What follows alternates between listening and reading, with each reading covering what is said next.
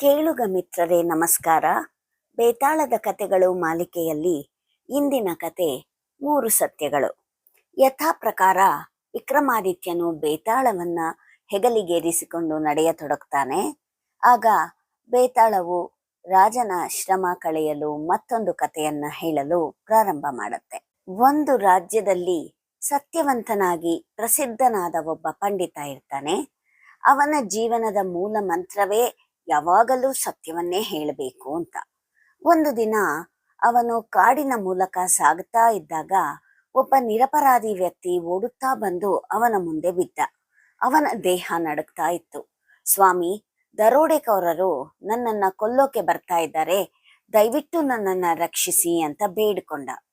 ಪಂಡಿತನು ಅವನನ್ನು ಹತ್ತಿರದ ಮರಗಳ ನಡುವೆ ಅಡಗಿಸಿಟ್ಟ. ಕೆಲವೇ ಕ್ಷಣಗಳಲ್ಲಿ ಕತ್ತಿಗಳನ್ನು ಹಿಡಿದ ದರೋಡೆಕೋರರು ಬಂದು ಕೇಳಿದ್ರು, ಅವನು ಎಲ್ಲಿ ಹೋದ, ನೀನು ನೋಡಿದ್ದೀಯಾ ಅಂತ. ಪಂಡಿತನ ಮನಸ್ಸಿನಲ್ಲಿ ಭೀಕರ ಸಂಘರ್ಷ ಶುರುವಾಯಿತು. ನಾನು ಸತ್ಯವಂತ, ಸುಳ್ಳು ಹೇಳಬಾರದು, ಆದರೆ ಸತ್ಯ ಹೇಳಿದರೆ ಅವನು ಸಾಯುತ್ತಾನೆ.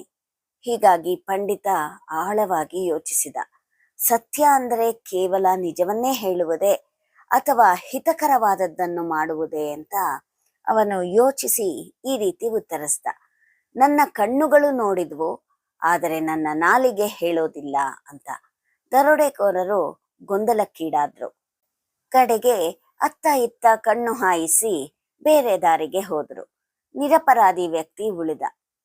ಈಗ ಬೇತಾಳನು ರಾಜ ವಿಕ್ರಮಾದಿತ್ಯನನ್ನ ಹೀಗೆ ಕೇಳ್ದ, ಪಂಡಿತನು ಸತ್ಯವಂತನಾಗಿಯೇ ಉಳಿದನ ಅಥವಾ ಅವನು ಸತ್ಯವನ್ನ ತಪ್ಪಿಸಿಬಿಟ್ಟನಾ ಅಂತ.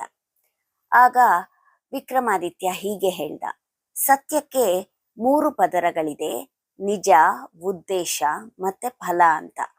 ಪಂಡಿತನು ನಿಜವನ್ನು ಮರೆಮಾಡಿದರೂ ಹಿತವನ್ನ ಕಾಪಾಡಿದ್ದಾನೆ, ಆದ್ದರಿಂದ ಅವನು ಸತ್ಯದ ಆತ್ಮವನ್ನ ಉಳಿಸಿದ ಅಂತ. ಸತ್ಯ ಅನ್ನೋದು ಕೇವಲ ಮಾತಲ್ಲ, ಮೌಲ್ಯ. ಧರ್ಮ ಅನ್ನೋದು ನಿಶ್ಚಲವಲ್ಲ, ಸಂದರ್ಭಾನುಸಾರ ಬದಲಾಗಬಹುದು. ಹೀಗೆ ರಾಜನ ಮೌನಭಂಗ ಆದ ಕೂಡಲೇ ಬೇತಾಳ ಮತ್ತೆ ಮರದ ಕೊಂಬೆಗೆ ಹೋಗಿ ನೇತು ಹಾಕಿಕೊಂಡಿತು. ಕೇಳಿದ್ದಕ್ಕಾಗಿ ಧನ್ಯವಾದಗಳು.